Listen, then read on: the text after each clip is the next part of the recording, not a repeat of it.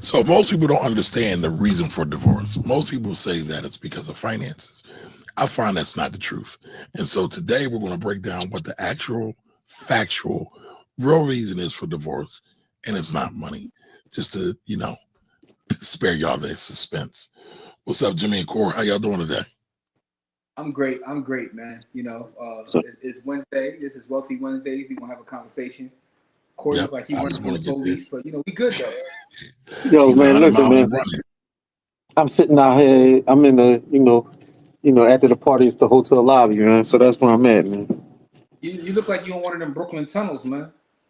Well, it's Hold on, dark but as hell out here. can we I can, can we huh? talk about the hotel lobby? He said it looked like one of them Brooklyn tunnels. He wilding out. No, that's what it looked like, man. So You what's know, going on with you today, man? Hey, I'm chilling, man. You know what I'm saying? I'm trying to get my camera to look as smooth as the finance rebels and whatnot. But I'm good Nah, though. I you're got doing looking better. And you yeah. in the Right, palatial estate. I'm trying to step my tech up, trying to be like the finance rebel or whatnot. Nah, you better than me because you're in the palatial estate. I'm still out here Here slumming we it. go. Here we go. You in the suburbs, man. I mean, now listen, man, I get it so bad that the Philly trash folks are stepping all on me. But actually, I don't know if it's Philly trash. It just might be my neighbors. But You know what I'm this saying? is what I got. You This is ain't what I dealing got with going on today. you're Well, I not dealing come with to my no labor office and issues. I got Nope. So this there you here. go. See But the that? strike's over. Congratulations to all the people at DC 33. Hopefully, I can get this up before the next trash day, before the city gives me a fine. So what you saying? I'm not dealing with the problems of the city, Jim? Is that what you're saying? Is that what Kamari you went and took footage. That's He ain't that's having it. no, huh? that's someone showing you. That's someone not showing you no respect. They're just gonna throw it in front of your business. That's just that And ain't got nothing to do listen, with no labor issues. That's just that's someone the being. second time that's happened in the last 2 months, though. They must think you sweet, dog. They be causing me to get goddamn fines from the city. Like I don't know what, man. It's very frustrating. Yo, It's for the very folks that are frustrating. watching live, I see we got a number of people watching live. Do me a favor, please hit the like button, share this out. You know what I'm saying? Let's have a conversation. I think today's conversation will be a good conversation. So let's get to it, man. But These actually, guys that before we get going, I want to know, what do you think most couple fights are about? Are they about money? What do you normally argue with your boo, your lady, your man about? Is it about money? Are those the big things, or is it about something else? Drop that in the comments. I want to see. I want to see something real quick. let me ask you a question, Kamari. Since you asking everybody else, you answer that question, man. When you and your wife, have y'all disagreements, what's it about? It's about everything. Oh damn! All right, all right. No, it's not. It's not I about didn't mean I didn't money. mean to set you off or trigger you, dog. You did. You always want to set me up. It's cool though. But no, it's not really about money because, well, I don't want to give it away. But no, it's not really about money I'm gonna tell you because what our I'm arguments gonna be tell you about. this. I refuse to argue about money. But go ahead. Our arguments always about you can't tell me what you want to eat. Is that a real argument? No, like what you want, like Are those dog. real arguments? That's a real thing. What you want? I don't know, anything. And then you say this. No, I don't want that. You just said anything though. Don't tell me anything. I'm sorry. I got triggered. I apologize. No, I think a lot of men get triggered with that one. A lot of men. All right, but before we get into this, Corey, you ready to go? Yeah, man, I'm ready, man. Okay, Jimmy's reclining Corey's is stuck in the law. super comfortable leather recliner, so he's good. I know he is. So let's jump into it. You can have the same income, the same expenses, the same bills as your spouse, and still have totally different reactions to money. There could be one spouse who saves every penny, and the other spends just to feel alive. One sees a budget as freedom, the other sees it as control. So when couples fight about money, here's the uncomfortable truth. It's really about the actual dollars. It's about what those dollars represent. In an episode, we had a therapist on, and she told us most money fights are value fights in disguise. And that hit hard because money is never neutral. It's tied to childhood, trauma, culture, expectations, your parents' stress, your community's norms, even your own insecurities. That is a fact. That is a fact. But before we get started again, this is Wealthy Wednesdays. This is the Black Ball Rebels production. Every Wednesday, 8 p.m., we are here talking about Black money, Black personal finance, Black taxes, Black insurance. It's always Black, and it's about personal finance. But what do you think about that clip, Jim? I think it's interesting. It made me think about something that Corey shared me several years ago. A study that said that most people's relationship with money, like it starts up when they're 7 years old. When you're 7 years old, like whatever way you learn about money through your parents or whoever your guardian or whoever you spend your time around. That shows you what the value and how to treat money. So I think that he's right because the idea of money itself is funny because it's an exchange of energy, exchange of time. Right. But at the end of the day, we value that different. All of us value things different, right? So sometimes I'd be willing to spend money on certain things that other people won't, and vice versa, because it's how I value it. But I think he hit the nail on the head, though. It's not about the money; it's about what you value. If you have a spouse or a person that doesn't value things the way you do, and they're just outright spending, in your culture, the way you've been raised is to be a saver, it's going to be a problem. Like, the rubber will meet the road at one point, but I think he's spot on with that. I would take it a step further, though, because ultimately I think money fights are about lack of communication, right? Because you can have all those things, different upbringing, different values. If y'all have not established that and talked about that, and when I say talk, I'm talking about actual communicate. You're talking, you're listening, you're going back and forth, you're understanding or trying to get an understanding, then yeah, you're going to wind up having money problems. No, but it's crazy because I think it's also when you have the conversation, man. Not to put my friends, but I had a couple. They were a couple, but they were friends. They got divorced, and I was talking to them about it, and they had different ideas around having kids. One of them wanted to have a family, and the other one never wanted to have kids. And I'm like, how did y'all end up getting married and y'all didn't have this conversation, right? Because they didn't communicate. Well, so I thought, like, how do you not have that conversation?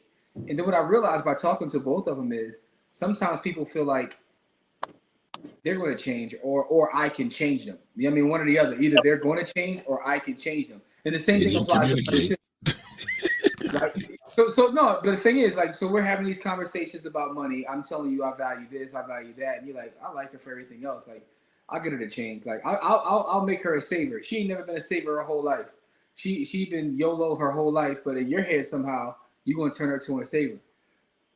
So that's like the whole saying, you're gonna turn a hoe to a housewife. I mean, I think that's possible, but I disagree with that. Yeah, I've actually seen that multiple times, man. It depends on what stage of life you both are in. Yeah, I've actually seen it happen for both men and women. I was about to say it's not the term hoe is not just restricted to women because there's a lot of hoe dudes out there. No, I've seen it happen on both sides, man. Where one party or the other was whole cake, and then the other party makes them less so. You know what I mean? Like it's a more perfect union. But on the money side, I agree with him wholeheartedly, right? Because every argument I've ever had about money is about how me and that person value money, right? Yep. So I value money in a way where I want it to give me freedom and time. I don't really care about stuff, right? You know what I mean? Like I want money piled up off to the side, and then I want to be able to pay my basic expenses and not worry about nothing. You know what I mean? Help the people that's around me, do the projects that I want to do. I don't really care about money as far as stuff is concerned. Right. And then you got people who care about stuff and can't stop buying and can't stop doing the things that and those people drive me absolutely nuts. And but here's the thing, like to the point I was saying, about what you showed me, right? This is why it's important to have money conversations with the youth, because if they were brought up that way and this is what the things that they value and how they see money, it's going to be difficult, once they're an adult, once they're fully grown up, for them now it's like all of a sudden they want to value things different. Like you know, I've been taught my whole life that this is how you spend money. Yo, Malik has a saying about stop buying shit. Mm-hmm. Yep. And Some people can't though. Some people are addicted to buying shit. like Literally. I just like I Feed the retail, whatever kind. I'm sorry. No, I was quoting the Kanye line, pre-Kardashian Kanye. Pre Kardashian Kanye. No, but people are perpetually whatever age they stop growing. You know what I mean? Like some people are perpetually 12, some people are perpetually 7, some people are perpetually uh high school age. Like people just be on some bull crap. Like people just get stuck at a certain age and just don't age. Like they age physically, but their mentality just stops growing. And the thing that makes it stop growing is their lack of I'm going to Exposure. say no, lack of Oh, discipline. Right. That's the reason why I think most people are stupid because I think most people lack discipline. Right. You to be smart, you had to discipline yourself to read, and you had to discipline yourself to change when you have new information. And most people can't discipline themselves to do that. I think it's Right. something else though, because I see some people who like hold be in that their thought real second and quick, third Jim. childhoods, Hold that right? thought. Jim, hold that thought real quick. I want to check in with the people. Because I saw Miss Edie was here. Good evening, Miss Edie. OCL's here. Shelby, what up, Shelby? Here, And Pastor's here. yo, what's going Pastor on? says, turning a hoe into a housewife is easier than turning a spinner into a saver. You ain't never I would, lied. I would agree. I would agree. All right, Boom Bap Suede is here. The representative often doesn't align with the CEO. People sales reps be embellishing. Embellishing. Embellishing. Man, Yeah, you ain't never lied. that's a fact. Miss Edie says so. Harper has a book called Conversations. Lack of conversation, lack of communication is key. Now I just said that it actually leads to my point, and I messed that all up. All right, hey Miss Cookie, how you doing? Hey, what's going on? All right, Pastor says people will stay together through infidelity, but finances will destroy a marriage. All right, so sad. If 7-year-olds is the age in my house, you can't join the adult conversation. We have to change the narrative. All right. Curtis Davis, how are you? How are you? I think you're new, Curtis. I don't think I've seen your name before, but hello, welcome, welcome, welcome. True, lack of communication. All right, Don Johnson's in the building, says, Jimmy, your audio is low. That just means he needs to Okay. scream a little bit more. All right, Curtis says, savers and spenders have two different mindsets. I would agree with that. I would agree with that. All right, go ahead, Jim. What were you saying? You know, I forgot now. You don't cut me off, but Oh, my bad. Just trying to keep the show flowing. no. Well, I think I was talking about the idea. I don't remember. It was a response to something that Corey said. I think it was about the idea. People being in their second and third childhood. He was talking about discipline, but some of these folks have discipline in other spaces, right? They still don't want to grow up, Right. but they have discipline. Like, listen, some of them are disciplined at being YNs, even though they're 50 years old. But they still get up and put their ski masks on every day. They're disciplined in things they want to be disciplined in. Right. You know what I'm saying? Like, but for whatever reason, they lack the ability to grow. It's tough, man, because what we're talking about is a lot of trauma and a lot of baggage that people are carrying. And when you think about it, it's based upon how it's more nurture than nature, I would say. I mean, Right? I know one thing I see a lot of people go through, especially the young ladies. If they had a father who wasn't responsible with money and put their mother through stuff, they a lot of times are not willing to change because, like you said, trauma.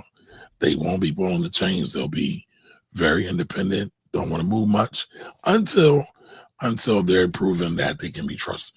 The spouse can be trustworthy. Yo, here's the other thing though. I've met people in my journey, right, where they have trauma another way. They're afraid to spend to the point where make good money and have money, and they'll go without necessities because the trauma for them is not having. So it's kind of on a whole other.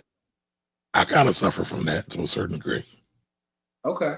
Yeah, I'm always afraid of being broke, and so Jimmy clowns me because he says I like cash too much. But listen, that's real. I always want to be able to take care of whatever responsibility comes up. Sometimes I will play the game because I am self-employed, so sometimes cash flow gets crazy, and I'll play what bill gets paid this week versus next week, and I'll hold on to cash sometimes too much, That sounds crazy. too long. I don't clown you for loving cash. It's context to that. It's about like the idea of you just want to sit on cash and not do anything with it. Because now it makes sense with you sharing that you have a trauma around that. So Absolutely. You don't even want to invest. Like you don't even want to. As a matter of fact, you don't even want to put your cash in a high yield savings account. You want to have yours in tangible green bills and like just lay it around, like because you have now. It makes sense though. You have trauma around, So I will say this. So you'll be proud of me today, Jim. I'm at the bank today. I'm at the credit union actually. I'm at the credit union today, and I'm at Navy Federal Credit Union to set up the contacts. And I'm getting a high yield savings account on money markets, paying like 4% I got stuff just sitting in cash and checking. I was like, no, let's move that over. And then we started talking about loans, and she was like, yeah, these jokers be watching TikTok and people be wanting to run the play. So all this while I'm moving my cash into high yield savings, like you just said. And I was like, wow, this is hilarious. This is hilarious. So here's the thing, though, right? I'm glad you admitted that because that a lot of things just became clearer to me while we had these debates all the time about the cash thing, right? But that is a certain level of trauma. So what I'm saying is it works both ways. We tend to often talk about the people that are just spenders, but there are other people who have a different set of trauma where they can't even make moves and they kind of harm themselves too, and they harm their families because they're afraid, right? So it can work on both sides. I mean, here's the thing: being conservative can be very risky. We always talk about taking too much risk or being too aggressive, but we never talk about the flip side. Being too conservative actually can be more risky than being super aggressive. Also, in terms of investing, aggressive. Absolutely. Yeah. Corey, you muted, bro. Yeah, you got some I don't have no trauma around money. The money trauma I have is around the people around me and money. Like me personally, I know I'm gonna always go get it, or I'm gonna borrow it and give it back or whatever because I'm gonna tell you what your trauma is. I was about to say he got trauma. I'm gonna tell you what it is. You don't respect it at all. You just don't respect it. That's trauma. But it's not that I don't respect money because I do, because I know it's a tool. I don't respect it as like people in love with money. I'm not in love with money. So I'll never be a billionaire because I'm not in love with money. Like I'm not in love with it at all. Like I enjoy what it provides for me and my family. I enjoy with, having the freedom to do certain things that other people can't do. But as far as, like it doesn't mean anything to me. Like it's not that it does, I don't respect it. It just doesn't mean anything to me. Like it's literally like a hammer in my toolbox. Like it doesn't have any visceral meaning to me outside of what can it be used for? So you ain't got a favorite hammer in the toolbox though? No, not at all. Like I don't care. Like if I want the tool that's right for the job. I don't really care about what tool it is. Give me the tool that's right for the job. And if the tool that's right for the job is money, that's what I want. That's what I need. I want to be able to reach in and get it. That's why I want money to the side. Like I just want the tool that's right for the job. I don't really care about what it is. The tool that's right for the job. Somebody put that in the chat for me. The tool that's right for the job. Funny, I was on Twitter today and I saw shout out to Chris Johnson. He had put up a post. He said people always tell him that they don't care about money. He was like, but then they spend 40 hours a week away from their family trying to get it. So I was like, I mean, we just talked about that yesterday, right, Jim? Man, listen, I spend countless hours. I mean, this summer I haven't spent. I've been with my family 24/7, 365. But during the school year, Mhm. I'm 50 hours a week in the streets. So Yeah. it's funny. I was talking to a buddy of mine who, let's say, I'm trying to protect the innocent here. Um, a friend of ours said that a friend of ours lost their job. They resigned their job, and so they've been traveling. And they said, I realized that I was doing all this working just to consume. What would happen if I changed my mindset to work, to build wealth, to build freedom, so I don't have to just mindlessly consume, and I'll be okay? That was the conversation we had. Because Corey brought up Malik. That made me think of Malik too. Malik used to always say, he used to always talk about how people buy all these responsibilities. Like, people just, like, his phrase was stop buying shit, right? Because he said Yep. people buy, and now they have to pay for the things that they bought. And it's like they keep consuming things and they keep having to pay for it. It's like this never ending cycle where sometimes if you just stop buying and you just figure out what you actually need or what you really want, because a lot of times we buy things we really don't want. You know what I'm saying? I So mean, what's the famous Fight Club saying? People buy all this shit that they don't want to impress people who don't even like them. yeah.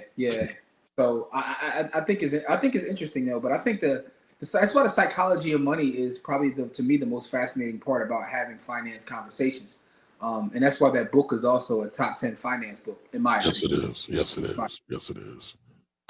All right, so Curtis Davis What's said, right. the GOAT finance book, Kamari? In your opinion, what's the GOAT finance book? Hold on, I'm gonna come to that. Hold on. So Curtis Davis says, right, some people value money for security and stuff. Others care about freedom. Money can provide. Correct. Now, this is why Miss Edie says, Kamara, they have to read the book you recommended, How Money Works. My grandchild read, and the pictures help. So I think that is the GOAT book to answer your question, Jimmy. Okay, Right. I got them on the crib. I got it right over here. I'm not getting up to get it though, because I got a Zoom outfit on right now, so I'm not getting up, y'all. But So this book right here, How Money Works, if you haven't gotten it or haven't seen it, I think this is a book everybody should get. Everybody should get, especially for the kids. It makes money simple or explains money simply. There's a lot of pictures. I think that's the first book everybody should get. I done bought like 10 of them joints because I give them away to people in my family. Well, I'm glad I was able to help you with that, sir.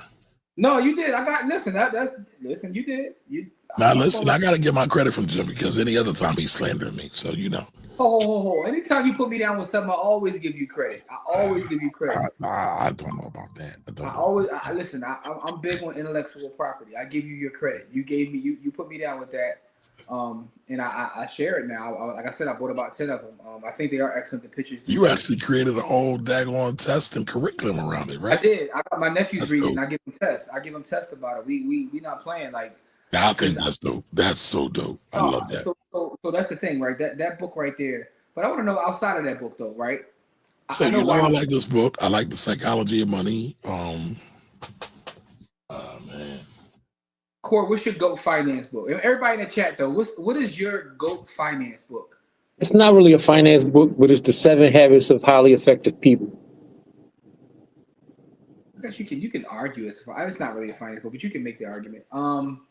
I'm just saying, like, I personally, like, I don't find finance books helpful, but I find psychology books helpful. And like, I would either 48 Laws of Power, the 7 Habits of Highly Effective People, stuff like that. Like, because really, money is all about discipline for most people. Like, excluding outside factors which cause people to not be, to be stuck in whatever caste system and stuff that they're stuck in. The psychology of money is really what keeps people from. The reason why I'll never be a billionaire is because I don't care about money enough. I care about money enough to take care of my responsibilities and my family, but I can never be a billionaire or a trillionaire because I don't care about money enough to get to that level. Because if I did, I would be, because I have the information and I have the I have the means to go get money. But that would mean I would have to put aside all my other responsibilities to go get it. Like I would have to put away the things that mean more to me than money. And Well, so that I won't do it. kind of goes to the video that Kamari started this conversation with about what do you value, right? Um, but there's a lot of finance books. As long as none of you guys in the chat say Rich Dad Poor Dad, y'all say that, I'm just gonna throw something. I thought you was about to say that. No, I was gonna say to me it's probably The Richest Man in Babylon. Yeah, that's one of them. That's top I five. got a sleeper, although I don't follow the principles in it, but I have a sleeper though. One of the best books in finance is The Simple Path to Wealth by J.L. Collins. That is one of the best books on finance, in my opinion. Do I follow what he says to a T? Absolutely not. But the information on there, I think that for most people, right? For most people, that could be a book that they could follow. But anyway, man. Now you know when we talk about books, we talk about books. Okay, let's get it. So One Up on Wall Street is a good one for me, Peter Lynch. I don't know if we can call that a straight up personal finance book or is it an investment book. I know sometimes it blurs lines. I like the book. I think it didn't. I guess it didn't age that well for me. It's like I like it. It's all right. And see, here's the other thing for me too. I mean, I'm a finance major, so all I did was read finance books and economics books when I was in college. So, and I thoroughly enjoyed my finance 101. That's why I would say cash is king, because I learned that principle in finance 101. And to me, it has rung true anytime when we're dealing with money. So, I went to B school as well, and I read a lot of finance books, but I mean, you know, I'm a bibliophile. I love books, but I think that's what's interesting about The Richest Man in Babylon. That the book is not a long book at all. No, it's not, and it gets right to it. The principles in there are really what it really boils down to when you talk about discipline, when you talk about paying yourself first and being consistent. You know what I'm saying? What's his name? Arkrod, how you pronounce it? Shout to him though. Yeah. All right, Curtis Davis says Americans in general have too much stuff. Storage places and big homes. Listen, storage facilities is a cheat code. I mean, if you buy some of those in REITs. That is insane to me. I have family members that I've had debates with where they have, like, I don't want to put nobody out there. I have a family member who has storage space, right? I mean, I'm guilty of it. I'm guilty, so you can use me. Listen, they've had it for like a decade, and they've probably been there twice. They don't even go. I ain't have it for no decade. They just pay the bill. They just pay the bill. They pay the bill. They pay the bill. I'm like, yo, you have too much stuff. You don't even need the stuff because at this point, you don't even know what's there. Yep. You don't know what's there. But again, I think it was Curtis that said that. He's absolutely correct. Like I told you, man. That's why I love studying minimalism. I'm a struggling minimalist myself, because you start to realize that half of this ish you don't care about, you don't want. It don't mean nothing. It's like, why? Yeah, it don't mean nothing to nobody. You just attached to stuff. We be attached to things. That's how we train, though. I mean, listen, the average American gets banged with 5,000 ads or what they call brand impressions daily. And so that's going up egregiously, exponentially over the last couple of decades. Before they said like 73, it was like 73. What's up, Dr. Chaz? So, yeah. All right, Curtis also says some people assume if you have kids, you'll mature with money. Hell no, you're right about that. That ain't true. That ain't true. And the sad part about it is people will transfer their bad money habits to their kids. They'll never even think about it. These are facts. Also, I've seen situations where the kids are better with money than the parents because the kids is like, yo, mom and dad is out of their mind. Like, what's wrong with them? So, yeah, wow. All right, what up, Ant? Ant says you got to keep some paper in the stash, though. I'm with Rory Murray. That's right. Got to have a go bag. I never said you shouldn't, but you ain't got no cash. You got Bitcoins all floating around in the world. That's my cash, though. Like, it's a currency. Okay. If I had sitting on a bunch of euro, you wouldn't make the same thing. Where I told you I'm sitting on a bunch of sterling pound, you wouldn't make the same thing, No, I wouldn't, but okay. All right, Curtis says true. Trauma from times of no money. Listen, man, it's real. Mayonnaise sandwiches. It's real. It's real. That's pretty disgusting, beloved. But mayonnaise sandwiches? Yeah. You never had a mayonnaise sandwich? Oh, I forgot. You were privileged growing up. You had the biggest house on the block. I did not have the. Where did that even come from? I did not have the biggest house on the block, for one. Every house on your block is big, dog. I know where you grew up at. Listen, it is what it is. But I mean, mayonnaise. I'm gonna keep it a sour. I've never had a mayonnaise sandwich. Now I've used no, not like that. I'm just saying like if I put mayonnaise on the joint, I make it like toast, so the mayonnaise spreads like butter. Like I've used mayonnaise in place of butter, but I've never had a mayonnaise sandwich. Gotcha. Hey, hold up though. The privilege has nothing to do with not liking the mayonnaise sandwich though. Like, dog, I starved though, but I'm not eating mayonnaise sandwich, dog. Pause that first of all, but second of all, it's just like it's this guy. Well, you gotta. Where's the pause for?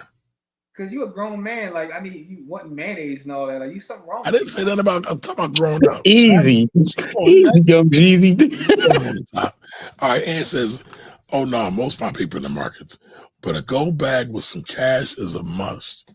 And probably got like $1 million in the bag somewhere. Be dragging that thing around.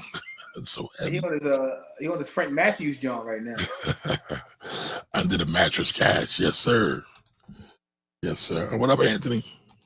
Ant was good. All right, Don Johnson says you went into the bank. I was thinking it, but I wasn't going to say nothing. Listen, we just had this conversation, right? We set up some accounts for the Black Wolf Rebels, right? We're doing it online. I fucking hate it. I like to be able to go in and talk to my folks. Sorry. Dog. I don't think they're not my folks technically. For the last time I was in the banking facility, was me and Corey was in a bank like years ago, back in like 2016. Shut up the black, the bottom hood counts. Last time I was in the bank, I don't go to banks, bro. Like what we talk about, it's 2025, man. I was thinking that, but I wasn't gonna say nothing, Don. But Don said it, so now it's like open season. Like, it is what it is. It's always open season, though, Don. No, Don did. Don't blame me. You gotta blame Don, dog. Listen, man, be a man. Stand up for your bladder skiting and all that. All right. Curtis is right. There's a spectrum. Too conservative or too much spending, too much risk. Correct. Facts. All right. Anthony says Corey treats money like a side piece. No, he probably had more respect if he had a side. He probably had more respect for her than the money. He don't respect money at all. All right, Pastor says, since money is ultimately a spirit, our encounters with it are driven by a spiritual root. Oh, God damn. Here we go, Pastor. Ultra savers have a fear of deprivation. That's a truth. Ultra spenders often have a fear of discomfort. Yep. That's a fact. Here we go with Pastor dropping bars. Man. Drop the bomb for him. All right, Pastor says we often confuse financial stability, financial security, and financial freedom as being probably one, but the 4-Hour Work Week is dope. I don't know if I would consider that a personal finance book though, outside of being a productivity book. Probably more of a business book, but I do think it's dope though. I remember when I first read it, I was like, how do you set these systems up? It's really about systems thinking. Yep. Richest Man in Babylon. All right. We got a co-sign on that. Wait, that's my go-to. All right. And Dub says Tony Masters of Money is something like that. I'll come back to that in a minute. It was very eye-opening and offers template portfolio information. So the book is cool, but I'll say this. The book is an ultimate sales pamphlet. And that's my biggest problem with it. He used that whole book just to sell some shit. Now, there was some jewels in there, but that's what all salespeople do. They'll give you a little bit of a taste. And so then, it's all for sale. Go ahead, Jim. I'm sorry. No, I was saying my perspective on that book is interesting because it was Tony Robbins, right? Yeah. And I didn't expect Tony Robbins to have a finance book. So when I read it, I'm like, but it's really about the interviews that he does within the book. Them come in, but towards the end, he goes full sales pitch. Like it's like towards the end of the book, he's like, all right, I've done my interviews. Because he slandered the hell out of 401ks. Yeah, which and again, the context to me wasn't right. It wasn't, and the data says what he said is nonsense, right? And I'm pretty sure the people that work for his organization have a 401k. The 401k slander out here is out of control, right? Because, I mean, that's where most of the millionaires come from, a 401k or their primary residence, but it Or is both.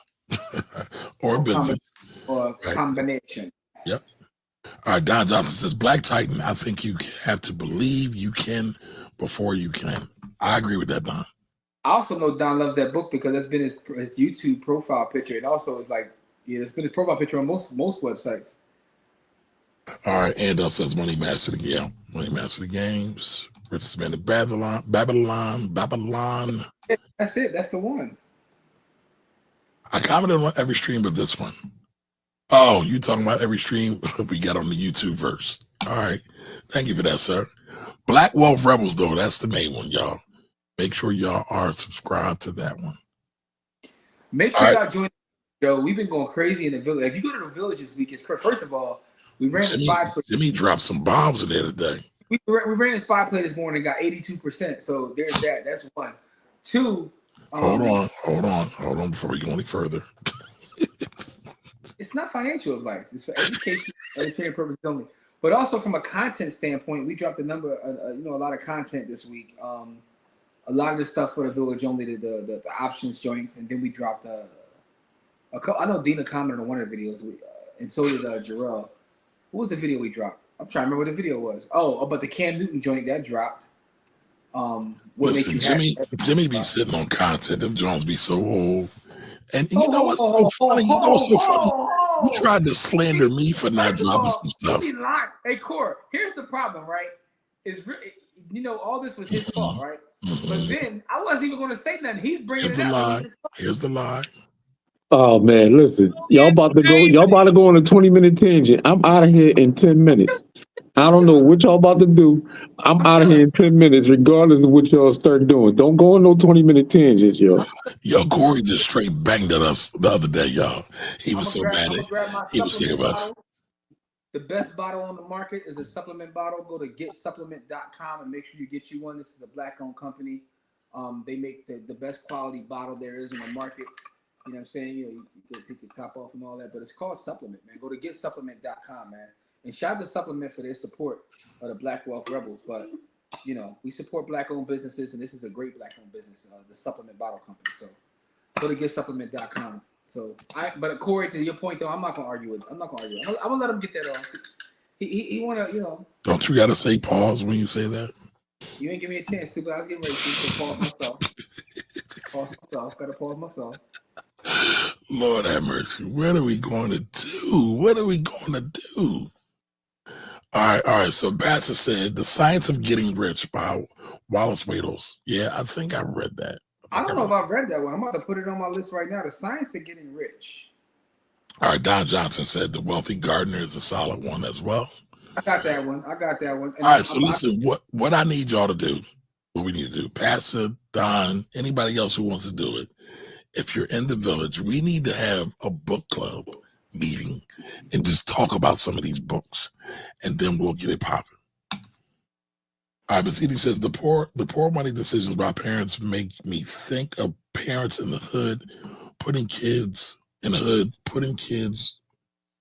names on utility bills or your furniture, and kids have bad debt when they become an adult. Yeah, that's a thing. A mayonnaise sandwich saved my life plenty of days. We are poor.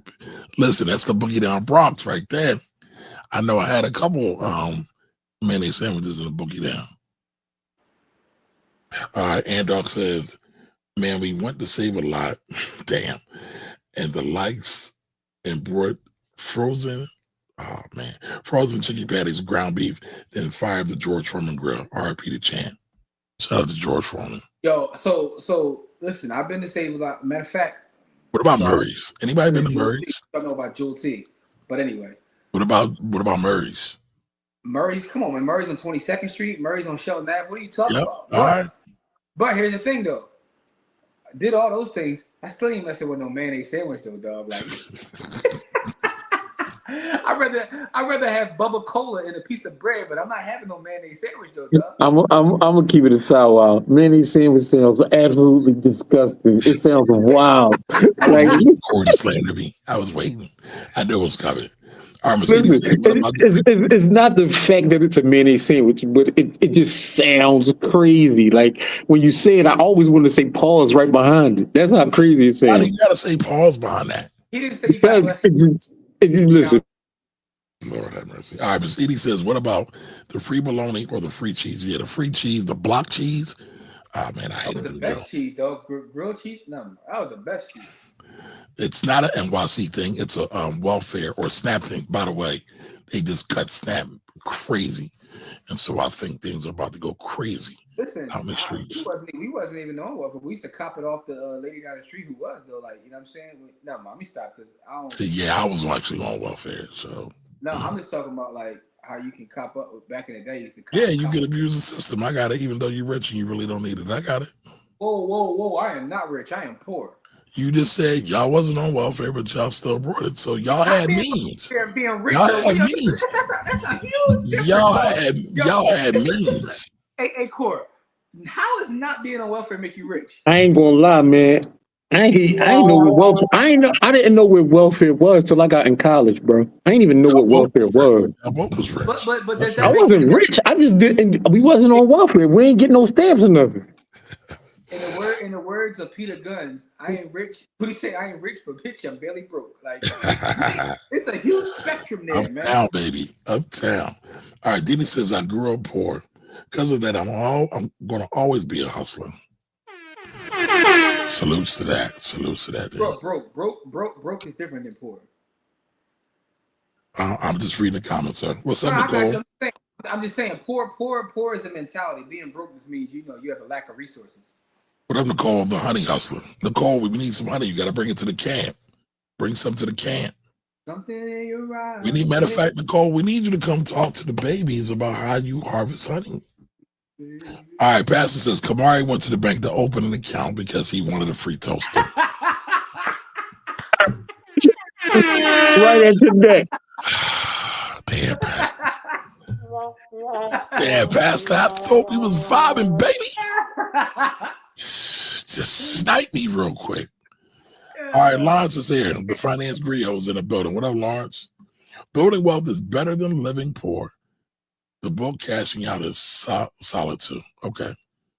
So, all right. So, you know what? Somebody asked me a question. I want to ask y'all this question. Would you rather be wealthy behind your means and live till 50? Or would you rather be poor and live to 100? Which one would you choose? Throw that in the chat. Which one would you choose? The 50 or the 100? Man, give me the hundo. Because I've been poor forever. No, give me quality over quantity. I ain't trying to be poor. Yo, being poor at 90 is wild. Your life gotta be miserable. You gonna take the 50? No, it don't. Because my thing is you going my thing is this. If you've been poor your whole life, you don't understand what misery is because you've been poor your whole life. You've been miserable your whole life, dog. No, give me quality. But see, my thing is, this is about mindset, right? If you've been poor your whole life, you don't know. Like when I didn't know I was poor until I got to Central. I had no idea I was poor. And then I went to school with all of the people that actually had money. And then I realized that we wasn't broke, but we was poor as hell. Me 50 loaded.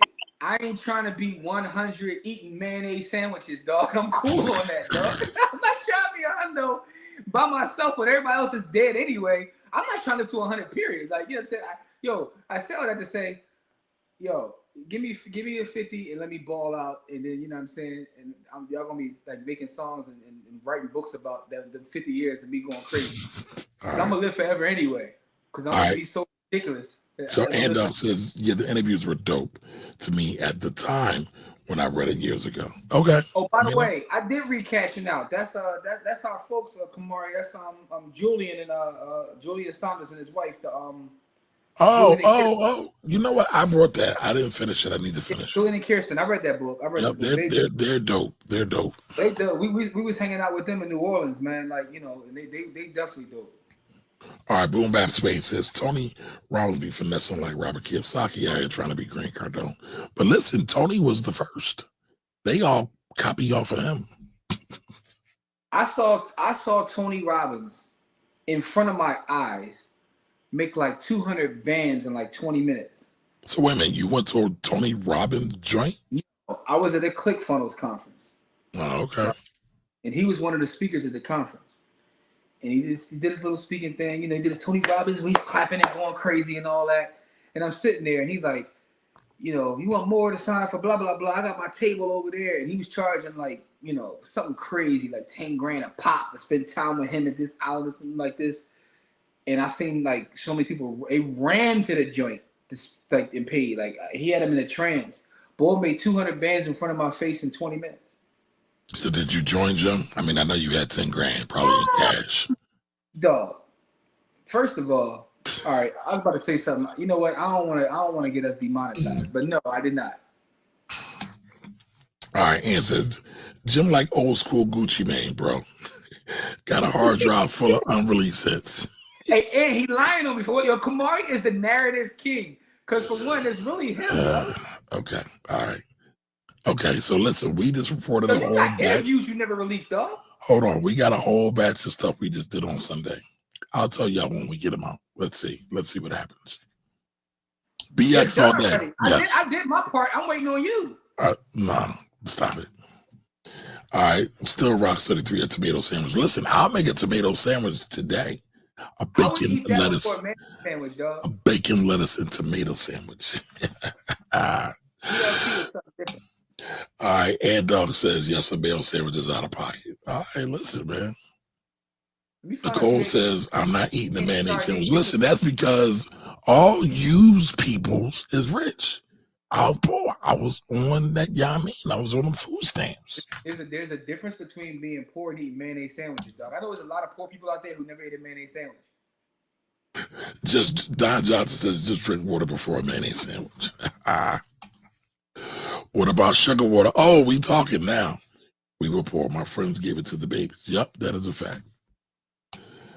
All right. Definitely a pause. Man, shut up. Kamari had that mayo on the side of your mouth. Oh, man. See, here we go. It be your own people. It be your own people, man. Crazy. Be your own people. Like Jasmine Cashmere. Yo, listen, by the way, Shelby, I just want to tell you, man, Shelby sent me a song this week that's actually low-key fire, man. Like, Shelby, it ain't low-key fire. It is fire. Shelby just dropped the whole mixtape. Shelby is a manager of an R&B artist, man. Boy is fire, man. Let's leave it at that. Yes, Shelby, matter of fact, put the artist name in the chat so we can share that. All right, Anthony says, a Miracle Whip sandwich ain't that bad, though. Or add a slice of cheese with it. Absolute fire. Every it's not a mayonnaise sandwich though. Now you gotta So listen, let me tell you, every time I get tempted, if I ever got tempted to do that, I would go borrow 50 cents from my neighbor and get a can of tuna and add tuna to that joint because I am not eating no straight up mayonnaise. I just can't make myself do that. They have nothing to spare either. 50 cents, bro? Like, listen, somebody got 50 cents because I'm not eating mayonnaise, bro. But here's the thing though, once you add cheese to it, it's not a mayonnaise sandwich no more. Riches by design. Oh, y'all got fire books I never heard of. New Robin, thank you. Thank you for the super chat. Thank you. Yo, by the way, appreciate that. As mentioned, I never read this one either. Oliver Hughes. All right. Is it by Oliver Hughes? Is that the right one? I want to make sure I got the right one. Because I'm looking now, there's Riches by Design and then there's also Rich by Design. He did say riches though, right? Yeah, he said riches. All right, that's Oliver Hughes. I'm gonna save that too. But the book Pastor said, The Science of Getting Rich. The Kindle book, they got Amazon Prime. You get the Kindle book for 49 cents. All right. Nicole says, I wasn't on welfare and we weren't rich. Listen, Nicole got a big old house up on the hill, yo. Her folks got a couple hours. People putting people business out there, man. Listen, Nicole is the honey hustler. She has a whole farm of acres where she is manufacturing honey. You're putting her right on the platter. Like, what's wrong? No, she said that plenty of times. This is public knowledge. No, but you ain't gotta keep, Now, listen, I'm proud of that. I'm proud of all you rich folks. I am. Man. Listen, I aspire to be one I of have you. my own trauma. I have my own trauma about how things operated by putting people business out there, man. So All right, so Nicole says I can come this Saturday. By the way, this Saturday registration is open. Go to BTH camp, learn about the camp. We are schooling the babies. Corey, what are we creating again? Because I messed it all up the other day. We're creating financial soldiers, man. We're creating young financial soldiers that's going to change the future of how black money and black wealth is thought of. We're What you creating financial soldiers, huh? financial child revolutionary. rebel soldiers, but not the other ones. Yeah, man. Yeah. I mean, they can pick up them blickies too, but we gotta make sure that they got that We're not financial promoting that. understanding. We're not promoting that. Yo, I want What to say what something. you mean? Listen, man, those things they got. Listen, it's either offense or defense. Nah, it's too much going on, man. Chill. Chill. I want to say something as a point of clarity, though. If you've already registered, you don't have to re-register again. If you register for week 1, you register for the whole camp. You don't have to re-register again. Gotcha. But if you haven't registered yet, you still can register. It is this Saturday at the 6-Man Center on Wissahickon Avenue. We're starting at 9 a.m. Sharp. 9 a.m. sharp. Starting at 9 a.m. sharp. And, if you be online as well, if you can't make it in person, we will have food for the babies. So just make sure you come out. Honey Hustler, please come out and join us. Talk to the youth. We got special guests coming this week too, right, Kamar? I believe so. We're working on it. They got back. They want me to add something else, and they said we'll pick it Saturday. But they're definitely going to come. But we'll let you know. Okay. Let's get it. All right, Miss Edie says the free toaster is old school for real. Yes, it is. Yeah, man. They doing microwaves now. Kamar here to get a toaster for his mayonnaise sandwiches. Hey, man. I'm about this air fryer life now, though. Air fryer. I'm addicted to the air fryer. All right, Miss Edie says, poor and live to 100 and work towards being wealthy. All right. So Miss Edie's the only one that answered that question. Jimmy said 50. Miss Edie said 100. Because Corey said 100. You said 100 and poor the whole time, so there's no working towards it. He's going to have to be. Listen, she said she's not going to succumb to that. She's not going to go with the status. Listen, I'm gonna tell you like this: it's levels to poor, right? And they didn't say destitute poor. It's levels to poor. But I think that's kind of the spirit of the question, because the question is asking, would you rather have a longer life and not have means, or would you rather have a shorter life and have means, right? All right, so Don said wealthy and 50. Poor at 100, you eating cat food. Damn, he ain't lying though. Dog, I've seen that. When people be poor and they be old, it's crazy because come on, we doing an episode of damn, what's the project, John, with JJ? The lady was eating cat food. Good times. We doing an episode of that? That's nuts. No, dog. Hey, Kamari, by the way, Kamari and Don, I'm saying that I'm speaking to y'all two specifically because I know y'all both have already read the book. I got about an hour left in the Black Capitalist book, and there's certain chapters I like, certain chapters I don't like, but I know why. I know why too. But go ahead. Yeah. We can talk about it. Maybe you do, maybe you don't. But let's save it for the review. But what I will say is the one chapter I do like is like the chapter where she talks about the idea of being okay with liking luxury, right? And how as a Black person sometimes you feel like I can't say this out loud, or I can't be this way because of the perception, that. Because, we hear, people be going to their pound cake speeches, you spend too much money, you got to do this. And she was like, I like luxury. I like nice things. I should be okay to say that I like nice things. That's my reality. Right. She was saying that about her friend. Yeah. Yeah. Now, did you get to the spot where she talks about her grandmother? So I'm not sure whether she brought up several times throughout the book, but I don't think that I may not have the way you said it. So I don't want to kill it, but I'll say this. And Don, thank you for that book recommendation. I think the book shout to Don. That wasn't Don recommendation. But I got an idea in that book with what's going on with my real estate situation in my family. So I'm gonna try to implement some part of it, some kind of way. But I thought it was dope. All right, so Lauren says I'll take 50 and clock it out richer. Yeah, I'm out of here, baby. But I'm gonna ball for 50 years on all y'all. Ann says, do I have the ability to earn? Just answer the question. Y'all want too much. No, they try to play along. They try to All right, T. No, Abraham. Hey, T. Abraham. they're trying to change the spirit of the question. No, either you're gonna be broke as hell, you know what I mean, with dirty, raggedy shoes on, where you know when you walking, your shoes is Them trying to make you destitute poor. He trying to make it dead. Yo, the mud flap shoes is crazy, broski. You mean shoes like this? With the holes in them. Listen, I poked a hole in one of my shoes. I hit the side of a door, and it had one of those door stopper things on there, but it was sharp on the edge, and put a hole in one of pair of my Air Maxes. Man, I was a little. I was more than a little upset. All right, so T. Abraham says, as long as I am cash poor, I will take it. She says, I'm living to 100, baby.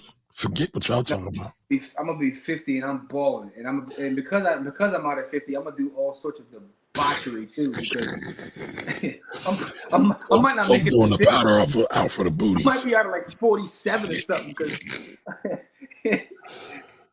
all right, Boom Bap Space says, nah, forget that, wealthy. I'm gonna put my consciousness in an AI model and be immortal. Okay, let me know how that works out for you.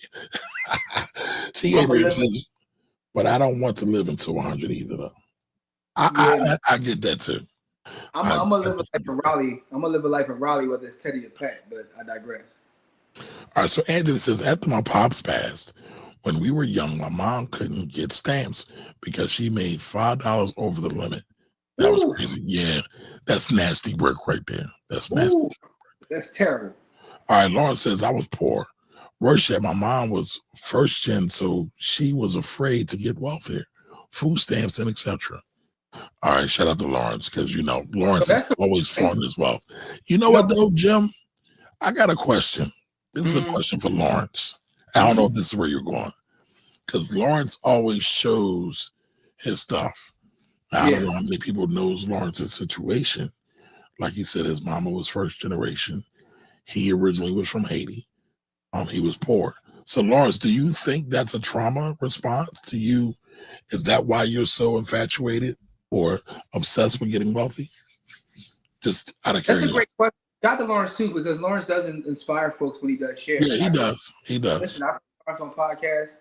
Yo, Lawrence is on a podcast that someone asked me to be on, but I'm cool. Like I'm afraid. Like I have a different trauma with like showing things, right? But Lawrence. Go back to Lawrence's comment for a second. Sure. I think that it's a topic within his comment, right?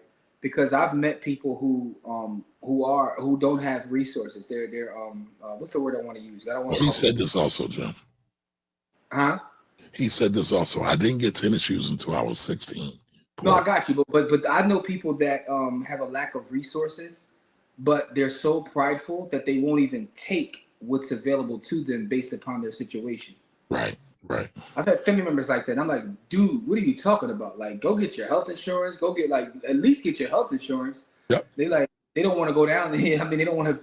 What Monique say in the movie, go down to the welfare. They don't want to go down to the welfare, because of pride. And I think that's a whole other conversation. And so again, I don't really talk about this a lot, but I was on welfare as an adult as well. But that was the reason. It was because of healthcare. I needed a surgery. Didn't have a way to pay for it, so I had to get on welfare. All right, so that's when you transitioned. What do you mean by transition, man? Here we go. Jim out of pocket. Here we go, You man. out of pocket, dog. You out of pocket. You are way out of pocket, bro. You big dummy. Jim, You said you had to get your surgery. I was just, Ah, man. All right. So Lawrence says, no AC, living in Miami, poor, waking up in sweat. Gotcha. Yeah. All right. T. Abraham says, all I hear with Lawrence's comments is the Ghostface song playing in the background when Lawrence put up his comments, man. the one with Mary. All that I got is you. That's like the poverty anthem right there. Yep, this is. All right. So T. Abrams says him and Myron Golden are good for that. Yeah, they said it about. Listen, Myron's YouTube channel is crazy. Shout out to Myron, man. I actually met Myron and was chopping up with Myron in Orlando too. And At the ClickFunnels event, right? Interesting gentleman, I'll say that. Okay. Anthony says, Jimmy was walking on hot coals at a Tony Robbins event. Yo, I never love had. it. I love it. Never had. But I give Tony Robbins credit for one thing though. Like again, he's a master marketer. The fact is, people remember that. People always talk about that. The coal, and I'm like, All right, so Mercedes says, well, what did you eat? Sometimes we had peanut butter and jelly when we had it. Yep. And yo, I had government peanut butter and jelly. So listen, yeah. peanut butter and jelly is. I don't know who the first person to ever decide I'm gonna put peanut butter with jelly, but they deserve a Nobel. I appreciate them, whoever that was, man. Because listen, I ate peanut butter and jelly today just because, like, not even on no porridge. Like, I just wanted it.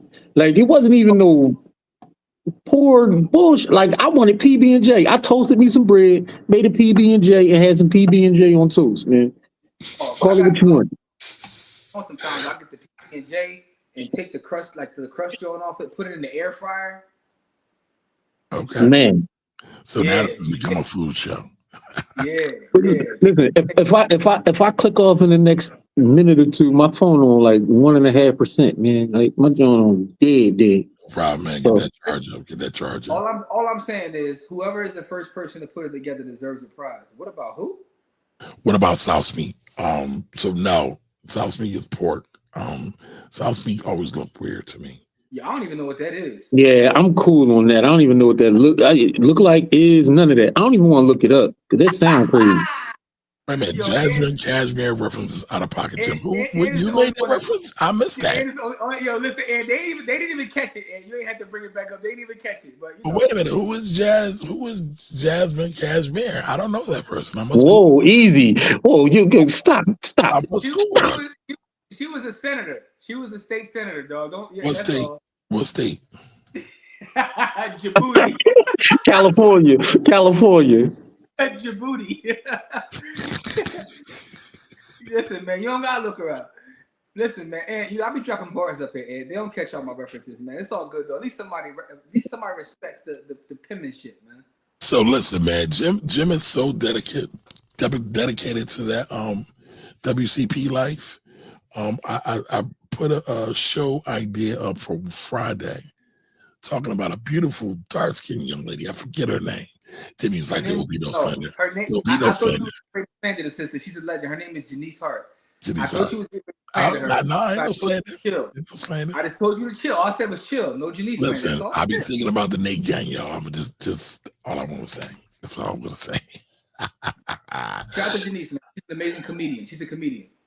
All right, so Dina said would rather just have the toast. Okay. Dina, I'm with you, dog. I'm not down with mayonnaise sandwiches. I got you. If I ain't got $2, listen, I'll have cinnamon toast, right? I'll have cinnamon toast. Nicole, you are absolutely right. Jimmy, countdown to the Nas concert. Another rich people activity. Tuxedo ready. We out there with the orchestra with it. Yeah, thanks for inviting us, Jim. Here you go. Yo, shout out to Kamari, man, because me and Kamari made a bet, and Kamari actually came through with the bet, too. I always come through. What you mean? Put some respect on my name. I didn't say that. I just came through this time. So me and Kamari have had this long-standing, like, it's not really a battle because I think both of us like both artists. It's just that he thinks that this one artist is better than the other, and I just because they are. They're Philly roots. Nah, come on, man. So I'll tell the people, right? So as lovers of R&B, I was telling Kamari my favorite R&B artist currently is PJ Morton, and Kamari likes Eric Roberson. So we've been having this PJ Morton versus Eric Roberson debate. So one of the things we said is, whoever comes to the city first, the other one, for their person has to buy the other one tickets, and with our families, and we got to go experience it. And then when the other one comes, we're going to experience it, and then rehab the debate again. Listen, I was going regardless. That's fine, but now, Jim. Now, if you were at the funeral of my father's, do you remember what I said at that funeral? You have to say a lot of bars. Which specific part? So one of the first things I said is the day we found. The song that came on was a song by Eric Roberson called "Lessons." God has a funny way of teaching you lessons. That's real. And when I was listening to that and thinking about my relationship with my pop, Hey man, he's got it. He's No, got it. I love Eric Roberson. I just think that PJ Morton is like the next coming to Stevie Wonder, which kind of sounds blasphemous, but I'm just saying. Very blasphemous. PJ Morton is amazing, bro. All right, Miss Edie says we didn't have tuna. Okay. Ann says Miracle Whip and mayonnaise are different. Yes, they are. That's my story and I'm sticking to it, but they are different. All right. Joy Jael, I hope I'm saying your name right. My apologies if I did not. What's the age range of the camp? It is 5+. So we got 5s, we got 10s, we got 20s, we got babies in there 14, we got their parents in there, we got some people coming with college age students as well. What Yeah, age it's like a full village in there. We got, but the age we start with is 5. Correct. Joy, what age are your children? All right, what up, Jarrell? Jarrell, what's good? What's good, bro? All right, so he's laughing at Shelby. So Shelby must have slandered me somewhere again. Tell Hey, you, listen, will be man. your own people. Shelby is a legend, man. Shelby is a legend, man. R&B legend now. All right, so Nicole says I'll be there about 9. All right, we started 9. Perfect. All right, cool. Hey, Shelby, did you write that song, by the way? All right, Miss Edie says, Jimmy, stop messing with my plans. Messing up my plans. I'm already 50. I don't know what she's talking about, but good times. All right. About going to 100, like trying to change it. Right. She's saying she's already 50, right? So, gotcha. All right, T. Abrams says, that's why I'm cash poor. You can live off of assets and still be good. Okay, she's doing a word game thing. She's doing a semantical thing. I got you. All right, Miss Edie says, I'm surprised you all didn't mention oodles and noodles, ramen noodles. That was the poor man's food in college. Yes, it is. And it's a reason why a lot of black folks got high blood pressure to this day. And listen, yo, when I was at Lincoln, cats couldn't even afford oodles and noodles. They had the cup of noodles. You can't even get the oodles and noodles pack. You had to get the cup of noodles. And it was crazy because shout out to everybody who lived in Freddie D. It was certain cats in the dorm who became like master chefs with the oodles and noodles. They was like, cutting up proteins and putting it with it was a thing. All right, so Don Johnson says, I finished it today. I like the overall premise of the book. Okay. All right, Don, so you got to get on with us so we can do a book review of it. Yeah, we're going to definitely do a book review. I should be finished by the end of the week. Okay. Pastor says, give me 100 all day. Got it. Okay. All right. Ann says, if I have children, I'll live to 100. If I'm lonely, man, I'll take the 50. Okay. 100-year-olds are looking better and are vibrant nowadays if they took care of themselves in the early years. Yeah, the problem is the if part. A lot of people don't take care of themselves. All right, to what Lawrence said, the welfare workers are evil. I went with my clients. They are hateful. They can be. Because they qualify for the same programs they selling. That's because they're not paid. Yeah. All right, Jarrell says, this shit hard because I get to see my kids grow, but sometimes I don't want to see them growing up famished. So I just clock out wealthy at 50 and leave them all the resources. Okay. My cousin had tennis shoes with cardboard in the bottom because of poor. I think that's the favorite, John. That's what my uncle used to say. I used to walk 20 miles in the snow with cardboard cutouts in my shoes because we was that poor. Every generation thinks they had it in, worse than the previous generation. And honestly speaking, it probably should be, but I mean, we're always supposed to be better. The next generation is supposed to be better. Right. Yeah. Excuse me. I laugh at my friends who like, kids grow up in the suburbs and they be like calling them soft. Like, my son is soft. Like, and they be going snapping on them. I'm like, dude, you work your ass off to put them in a different space than you came from. And then you get mad at them. Yep. It is what it is. All right. So T. Abraham says, my parents raised us like that. They kicked me out when I got pregnant and I put myself on WIC and got food stamps. All right. Shout out to you. Shout out to you for surviving. But it's funny, Jim. My daughter loves the throwback stuff I said to her. Because I told my kids, y'all privileged. Don't get it messed up. Y'all privileged. And I get it. And yes, we work hard for you to be privileged. But I also don't want you to take that for granted. And that's a hard thing. That's a hard thing to do. Yeah. That's what she said. Oh, Lord. Here we go. I see why you can't WCP now. Jimmy has been on the welfare. Jimmy, have you been to the welfare office? Question mark. They'll dehumanize you. You have to be strong to walk into that office. That is a fact. That is No, a fact. I get it. I mean, I can't say that I've been in the Section 8 office. He's been to a Section 8 office to pick up checks, y'all. But see, Abraham's parents got you. All right. Pastor says, once you have food, clothing, and shelter, all money does is determine the level of access of each. The more zeros you have, the greater the access. Yep, I agree. I mean, listen, man, there are people in like so-called third world countries. I hate to say that, but they're happy. And they don't have a whole lot of quote unquote material things. And It's cash. true. It might be recency bias because I'm reading the book, but one of the things she talked about is like when you have resources, like just a different life you live, right? Yep. Being poor, you get terrible health care. Correct. You got a terrible dentist. The quality of food you eat is completely different. The quality of air.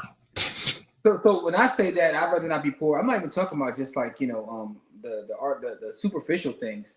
It's just a better quality of life when you got resources. It just is like you own more of your time. All right. Ann says Trash Man and Cash Man is a classic. I don't know that one. You down with that one, Jim? Yeah, I've seen that. It's a brother too that wrote that book.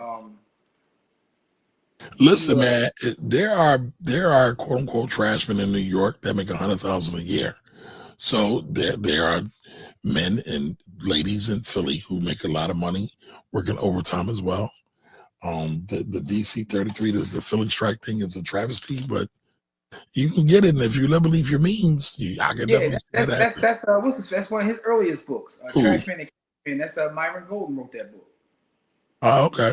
All right. That's one of his early joints. Was he actually a trash man? I mean, I don't know. I'm just curious. Miss Maui, Miss Lorraine's in the building. What up?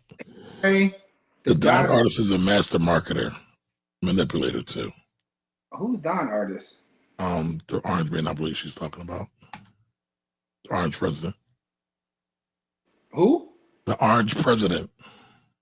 Oh! I get it. Okay, all right. I'm looking up. I thought it was some new influencer when they hit the scene called the Don artist. I'm like, All right. Miss Edie says, I know someone that walked over the hot coals. Jimmy, that's who. No, never. Listen, Ann told us, man. Ann told us. All right, Jimmy, throw that ribeye in the air fryer, bro. It's a banger. I'm not gonna lie to you, Ann. How long you've done that, Jimmy? I have. I just figured out how to do it. For how long? Listen, I was telling my wife, I'm like, yo, I gotta figure out a way to do this in the air fryer, right? I'm tired of frying these joints, blah blah blah. She figured it out, and I was like, how'd you figure it out? She straight asked Gemini, and Gemini gave her like multiple. She put the specific air fryer we have, put it in Gemini, and Gemini gave a whole joint, and it's fire. Shout out to Mrs. Williams. She's the real genius in that relationship. It's absolute fire. So how long? How long did it? Do you know how long? 16 minutes. It's 16 minutes. Did you have to flip it? Yes, you do. At 8 minutes flip. Okay. So you gotta make love to the ribeye. You gotta touch it and season it. Put your seasoning. Supposed to marinate it beforehand anyway. So. Yes, you marinate it beforehand. You do all the stuff you gotta do. You know what I'm saying? Then once the air fryer is ready, you put it in for 16 minutes. You flip it. But what I will say is, I don't know what air fryer you have, but send it to the Gemini or whatever you use. Send it to the AI. Say, yo, this is the air fryer I have. I want to make a ribeye. I will probably do that tomorrow, y'all. I'm telling you. Listen, I'm gonna make one tomorrow too. I might make some steak and eggs. I might do that too. I'll be in the crib tomorrow morning. I'm about to live stream the making a ribeye. I dare you to do that. All right, Nicole says not PB&J. Why not, Nicole? Why don't you eat peanut butter and jelly? PB&J is fire. I ain't gonna hold you. I don't care how much money I got. PB&J is part of the. You know what I mean? All right, Miss Bauer says I had a grilled cheese for dinner tonight. All right. Here we go. What kind of cheese did you have though? Because there's some uppity grilled cheese out here. Wait a minute. Damn air fried PB&J? That's fancy, bro. It's fire though. Try it. Wait a minute. You air fried a PB&J sandwich? You don't even be listening to me, bro. I didn't hear that. I missed that. Listen. You get some. I'm gonna tell you the best way. Get some nice, you gotta get some potato bread. Potato bread, and then you got the little joint you put on top that cuts the little yamini off to make it look like a crustable type joint. Put it in the air fryer. And you put Grey Poupon on there, don't you? Come on. You know I don't use the white man sauce. Pause. I use bubbling brown sugar sauce on most of my foods, but I digress. Okay, but did you get my order yet, man? Did you get my order? You promised me your order. Listen, I go right to the source. I can give him the, pull up on us. Matter of fact, let me see if he can come out on Saturday. Let me see. That'd be dope. One of the Saturdays, man. All right. I don't really like PB&J that much, so I can't see me air frying that. All right, we call it South Meat hot. Okay, yep. That's also called that. Yep. Brasser says financial freedom comes when you understand what your enough is. Enough is. And your time and energy is no longer dedicated to the amount of money, but the mission or purpose of money in your life. Have you ever heard Professor G talk about the idea of wealth or being rich? You know, Professor Galloway, he's a professor at NYU, but now he's a potter. He's potting heavy these days. Yeah, he does. Well, he's been potting actually though. Yeah, but he had a couple of joints go viral. Yeah, he caught some heat, but he has a whole saying. He does it. He talks about it often about the idea of being rich or wealthy, and he says it's really about when your passive income exceeds your expenses. And he always tells a story about how his father has never made more than $48,000. No, he said his father's never made more than like $52,000, but his expenses are about like $40 something thousand. He was like, so his father's like retired, but he has this income that far exceeds his expenses. He was like, in his head, his father is rich or wealthy. He said because he knows people that like work on Wall Street that make millions and they spend more than they actually make. Yep. Meanwhile, his father goes about his day doing whatever he feels like it because he doesn't build up all those expenses. He has an idea of what's enough for him, and once he figured out what was enough for him, he got enough money to just pay what's enough for him, and he just like lives life on his own terms. So the idea of having time freedom, people don't think of someone making $52,000 a year as being wealthy. But if I'm only spending $40,000 and my $52,000 is passive, I'm living a completely different life. If someone is chasing money all the time, making $500,000 but they're spending $499,000. All right, so Andog says Jim got to keep that S-Dub reference per show streak up. Yes, he does. That's really what it's about, Ant. I ain't gonna lie to you because I had to delete Duolingo for that because I realized that I wasn't learning nothing on Duolingo. I was only going on there to keep my streak alive. All right, young legend in the making. All right. Miss Edie says we used to make cinnamon toast, butter, sugar, and cinnamon. That's fire. I'm not gonna hold you. That is fire. Yep, that is fire. All right, Nicole says, Kamar, you sound like Jamal with the Nas concert because I didn't invite him. Yeah, that's trash. You should invite your son. Why do you take your son? That's how he gets culture. He's right. He's right. All right, Amor, what's up, Amor? Eric Roberson is from New Jersey, so he may come to this area first. Listen, I was at a wedding Eric Roberson sung at, and it was in the area. Actually, it was in Jersey. What date is the show, by the way? I don't know. I got the ticket. I mean, I know you asked me if you got the ticket, so I'll be, you're unaware. I'll be in the building. You know what I'm saying? Like, yeah. Matter of fact, I gotta go down the playlist you sent me. I gotta get familiar with some of the jams before I go. Like, listen, just start with Lessons and then go to Lessons Remix. That's enough to hold you over. That's fire right there. Fire. Because I don't know which one I like better. Because Lessons by himself, I felt he killed it. But then when you add in Lessons Remix, Raheem Devon, Anthony, what's Anthony's name? Anthony Hamilton, fire. Kevin Gates, Kevin Ross. I said Kevin Gates.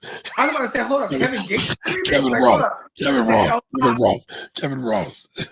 Okay, because for a second I was about to say, hold up, how does that work? Nah, I messed that up. All right, so your kid's 16, so feel free to bring him to the brand. Yep, bring him through.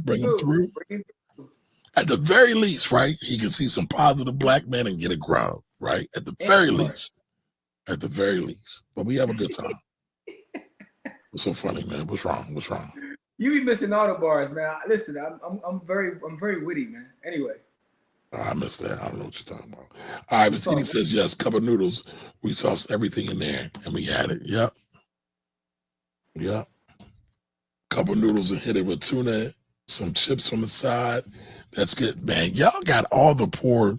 I'm sorry, y'all. I hope I didn't. Clearly, I triggered y'all. I'm sorry. I'm Listen, sorry.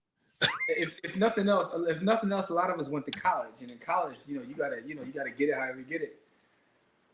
Oh, hold up, Joy. You can do that too. That's okay. You can do that, but we like what I mean. Come build with us. Come build with us. You know. But yes, you can do that. But I'd say come build with us. And I will say this, and I know Jimmy will co-sign this, right? Parents always say to us, "How do I teach my children about money?" And my response to them is, "You learn about money, and then you can model it with them." But let's say you are learning about money. Come learn with them, and then you could talk about it together, and it's just an opportunity to bond with them as well. And I think that's the part right there, right? Because Joey probably knows about money, but what happens a lot of times when the parents come is they have conversations. Because I got messages in my inbox since Saturday. Yes, where you it's have. like, we're at home having these conversations, and it's like, y'all both sat in the room and y'all hear the same thing. It's like when you get home, you start to ask questions, and the dialogue happens. Yep. All right. Is this slavery kicking a pregnant child out? Sorry this happening to you, T. Abrams. Yeah.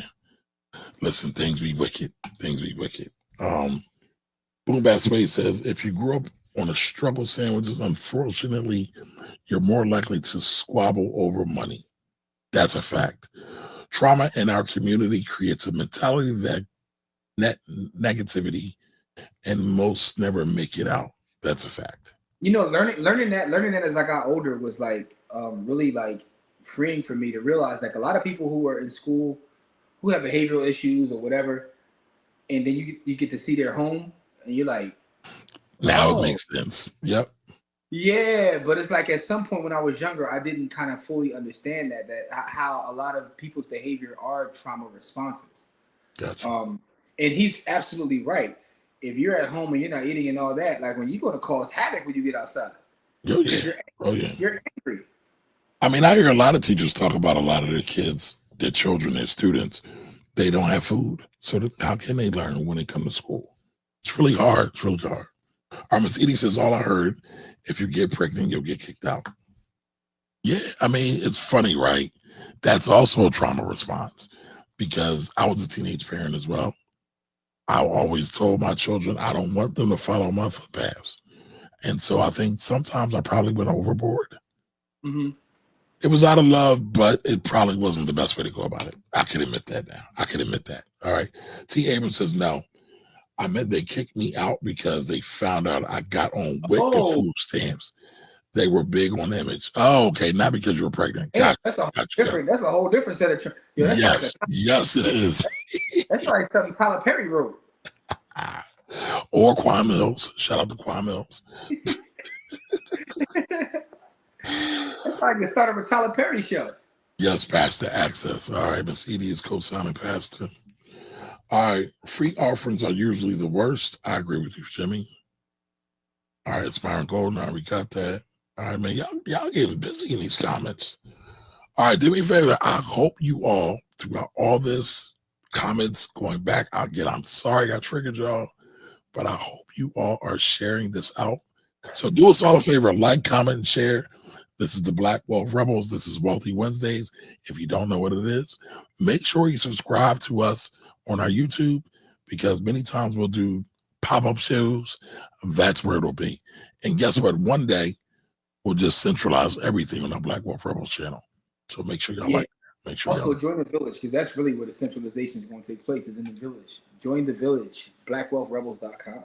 So, all right. Whoa, Dina's getting busy. All right, Dina, I'm coming right to you. I see you. All right. Where do we go? All right. You can't feel grateful for things in which you feel entitled. Privileged child. Yeah, I agree. I need that wealth to get access to. I need that wealth to get access to Denise Hart. So the clip I'm going to play on Friday, you too may have a chance. I cooked mine for 20 minutes. All right, so Ant Dog likes that well done ribeye. Hold on, Ant. Now, Ant, let me ask you a question. There's nothing wrong with that. I mean, you got a different air fryer probably. When you go to a restaurant, though, how do you order your steak when you go to a restaurant? Oh Lord. All right, I think I already know. That's a good question. Is Ant going to say well done? Is Ant going to say well don't done? Tell me that, Ant. Don't do that. Hold on, let's give him a chance. Let's give him a chance. Don't slander him. I'm just telling you, don't do that. All right, the book was by. All right, I never liked PB&J. Okay, my apologies for that. I'm sorry. Yes, Myron Garden was a sanitation worker and had polio as a kid, hence his artificial limb. I didn't know he had artificial limb. Okay. If you ever see him speak, he'll show you. It's part of it. He'll show you. Oh wow. Okay. Dina says I eat PB&J for lunch all the time. Chunky PB only though. Okay. Oh, all right, Miss Edie. She got that good peanut butter. That stuff when you go to Whole Foods. Miss Edie says I heard all the air fryer PB&J when Jimmy said it. Yeah, I didn't hear it. No, listen. But again, I don't like PB&J, so. Yo, you gotta eat that with your pinky up. Listen. Wow. Listen, Whole Foods PB&J is fire. You ever had Whole Foods, like the peanut butter that comes from Whole Foods? No, not really. Yeah. Dina, thank you. Thank you, Dina. All right, Whole thank Foods you like that organic peanut butter, dog. It's a gift from the gods. Okay, if you say so. All right, Jim definitely avocado toast sort of dude. Actually, I am too. I ain't gonna lie. That's his thing. That's his avocado thing, not mine. I like avocado toast, and sometimes I'll take a little bit of turkey bacon on it as well. Chef kiss. All right. Let's see. Terrell, that's fancy. You fancy, huh? All right, Jamal and I only last an hour without arguing. Hey, that's love. I can see that. That's me and my son too sometimes. I get it. All right, you definitely triggered my thoughts. Okay, but all right, Miss Edie, remember, she said it wrong, so untriggered. Turn off. Listen, Miss Edie might be an amazing chef or something because I see her. I look at her plate every time she makes a comment. All right, so Andy said, "Yo, Kevin Gates is in the R&B playlist." Yeah, I don't know what Kamari be to, yo. Listen, Kevin Gates got 2 phones, one for the plug and one for the. I can't say that word. All right. Miss Edie says Pastor Jamal Bryant's wife said all she heard was don't get pregnant. Her mom was a teenage parent, I believe. She said when married, the trauma continued and she never had kids. Okay. All right, now we can get off that because T. Abraham clarified that, Miss Edie. So relax.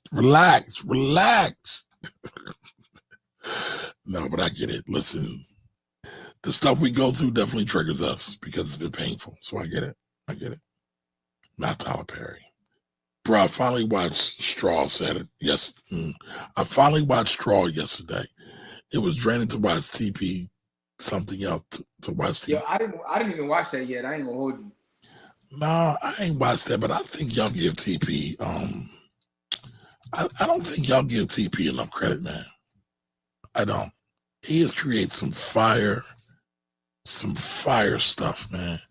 The 688, Daddy's Little Girls, quality. The 688 is great. I think Spike Lee probably is very proud of that. And y'all know he's slandered TP over the years. Crazy. All right. Did you watch the 688, Jim? I did. What did you think about it? It was good. Not excellent, just good? Listen. Oh damn! Here we go. I'm gonna tell you why. I thought it was great. It's really great. Excellence a little bit, but I thought it was great, and it made me do research on the real people. So if nothing else, it was educational. And it's a real story. Yeah, but that's the part about it I like. I'm like, how much of this is real? So I had to go down a rabbit hole of looking up the real people. Okay. All right. T. Abraham says, Jimmy, you haven't sung my song yet. Oh, Jimmy got songs out here. What's your song, Jimmy? We talking about the Jeffrey Osborne? No, man, that's a classic. Which song are you speaking of? Jimmy, do we need to start like $1 million karaoke business? Hey, listen, man. You can be the headliner, man. Only if I can get Shelby to represent me, man. I need Shelby to represent me as management. You know what I'm saying? All right, so Miss Edie says, yes, I shared on TikTok with a Philly mom of 9. She said her kids are interested in finance. All right, great. Thank you. Appreciate that. Thank you. Yes. I used to order my porterhouse medium well. Okay. Right, that's cool. That's All right. cool. Medium well all day. Boom bap. All right. Here we go. Ann Well, says medium rare. I like a little pink. Pause. Since moving to Texas, I appreciate steak more. that's cool. All right, and that's cool. All right. Ann says, well done is disrespectful. Right. We agree on that. All right. My steak is medium well with a little bit of pink. All right. Eat with your pinky up. Sure, you are hilarious. Yeah. Jim does eat like that, though. I mean, he won't tell you that, but he does. Talk to him, and tell them. Talk to him, man. Whole Foods honey peanut butter is fire. Okay, I wouldn't know. All right, Kevin Gates. Oh, y'all funny. All right. I didn't watch Straw. Is that the one with Taraji? All right, I haven't watched that yet either. All right, so Nicole says the last concert I took Jamal to was when I took him, Little Kamari, and my niece to see Bow Wow and B2K. Oh, I forgot about that. That's the Scream tour? You went to the Scream tour? Nah, it wasn't me. It was my son. She took my son. That's wild. I mean, I get that. That's wild. I forgot about that. All right, y'all went from mayonnaise sandwiches to ribeyes and avocado toast. This is the diaspora, the disparity of black wealth all in one statement. I mean, that's true, man. That's absolutely true. And I'll eat all of that without minus the PB&J because we did talk about PB&J too. All right, Ms. Edie says, I watched all TV plays and movies. I didn't need any additional trauma in my life. The 6888 was amazing. Love Daddy's Girls, right? I mean, just for that alone, Tyler has done some good work. All right, this is Joyful Dude. Yeah. Every time she come on, I'll hit her with the Sister Act joint. Joyful, Lord, we adore thee. Oh, the Lauryn Hill one. Her name is Joyful. Her name is Joyful. I got you. I'm not slipping. We're not slipping. Not slipping. I got a lot of hits. Corey are slipping. I just said it. I got a lot of hits out there. I'm gonna say it again. You and Corey are, no, don't try to overtalk me. You and Corey are slipping. No. I got a lot of hits. I appreciate the slander. That's all I wanted to do. Come on, man. Because I thought it was the Jeffrey album, but that is her song. That is her song. By the way, Sister Act 2 is a legendary movie. By the way, I haven't watched that in years. I gotta check that out. What? I haven't watched it in years. All right, here's a question for you, Jimmy. Here's a question for you. What movie, no matter when it comes on, you have to watch it every time it comes on? Same question for the audience as well. It's a couple. Enemy of the State, The Firm, but I'm gonna tell you what it actually is. The honest answer to that is not a movie; it's a TV show. But I asked about movies. But go ahead. I know, but some movies, like even the ones I named, I probably could cut them off. But there's a TV show. No matter when it comes on, I'm gonna watch the episode. What is it? It's Law and Order SVU, dog. Like I'm telling you. Is that the one with Ice-T? Yes, that the one LL? It could be 1:00 in the morning. If a TV is on in the crib and I see SVU, like me and Olivia got to solve this case before I cut it off. Like we got to get this case wrapped up. Like I don't know what it is about that show. Dick Wolf struck gold with that one, but that's actually the answer. But there are movies that I love like that, like Goodfellas is one. So every time it comes on, you got to watch Goodfellas. That and State Property too. Biggest. Shout to my guy Biggest, man. I don't repeat myself. Got the Biggest, man. You figure deal me? One of the worst joints ever, but I watch it every time it comes on as well. I ain't gonna lie. I'm not gonna lie. Oh man. All right, let's see. What other comments we got? Where is that at? Yeah, I want to shout out our sister Courtney too, because she put me down with something recently, which is Cook Unity. I wasn't down with Cook Unity, right? So Cook Unity is these joints where you order it. You know, they bring the meals to your crib. They send the meals to your crib, and you can hook them up in a microwave or the oven, either one. But Cook Unity is by far the best joints I've ever tasted in my life, bro. What is Cook? Wait a minute, they do what? All right, so Courtney came by. What kind of debauchery is this? All right, so Courtney came by the crib, and me and Monica wasn't here. And at the time she was here, we had got a delivery, which was like a Factor box. I'm pretty sure you heard of Factor, right? Yeah, but I don't know nothing about it though. All right, so Factor, they send to your crib. It's like a food service. They send the food to your crib. Like it's basically all you're really paying for is someone to meal prep for you. To be honest with you, so we was using Factor, and Courtney was like, "Nah, you gotta try this other joint." You know what I'm saying? Yo, tried it for the last like 3 weeks, bro. It's probably the greatest thing ever, yo. Some of the meals in this joint are better than meals I've had at 5-star restaurants, bro. Okay. All right. I had to put that out there because I was sitting there thinking about it, like, what I'm gonna do once I get off here, because I am a little hungry. Because y'all talking about food and whatnot. I'm gonna make me a Cook Unity, but I digress. Okay. All right. I don't know nothing about that, but you know. I'm telling you, bro, you gotta try it. They're not paying. It's not a paid spot. Although I'm pretty sure they got an affiliate link. So yeah, if any of y'all wanna look out for it, let me know. I got the affiliate link. I need all my affiliate chicken. Okay. Yeah, I ain't gonna tell y'all to me got 8 octaves. Oops. Can't find it. Yo, before we get out of here though, I want you to do me a favor, Kamar. I want you to replay that video for those that came in late that prompted our conversation that went all over the place. Okay. But I definitely play that video again because it's from Kosher Money Podcast, and shout out to them. Shout out to them. They do quality stuff. They do good work. You know, they do good work. I listen to, some of their episodes. But Listen, I ain't gonna tell y'all to me got 8 octaves. And he really can sing. 8 octave voice, I keep telling him, but no, Felicia, huh? Jeffrey Osborne. I have never been so much. I said, So I always have to show that video. I love that video so much for so many hard for reasons. me to watch now, bro. That video is hard for me to watch now. So I watch it because, again, many of y'all don't know, that was our sister Tracy who started bobbing and snapping her fingers right away. We lost her recently. But it just reminds me of good times and everything what the Black Wolf Rebels, the Black Wolf Project stands for. And it also highlights Jimmy can actually sing, but he won't share that with nobody. So listen, we gotta start like a karaoke bar or something. Listen, only if Shelby wants to get in the studio, dog. Okay. All right. Shelby is like the new Dark Child, man.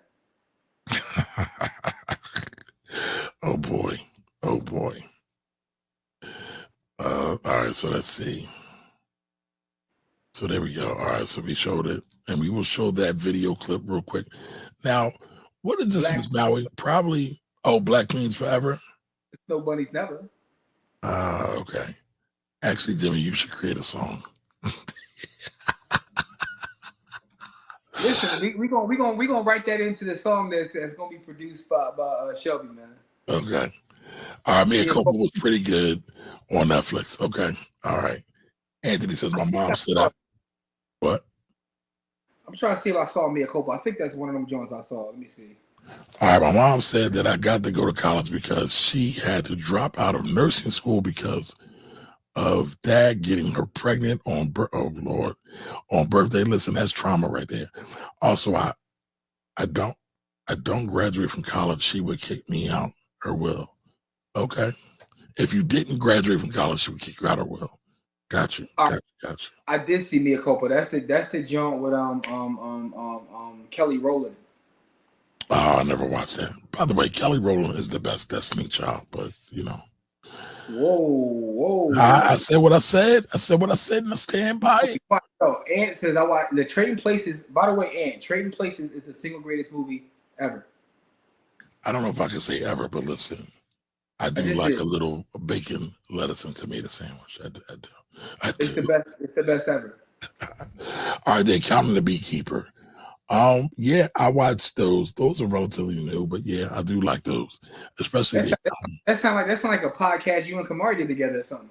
Listen, but both of them are full of violence. It's all about violence. All right, Don says, remember the Titans and Temptations. Ain't nobody coming to see you, Otis. I watched Ford 4 Dolomite movies in a row. After that past Saturday, I watched 4 Dolomite movies in a row. After that, I would never complain about Tyler Perry again. That's funny.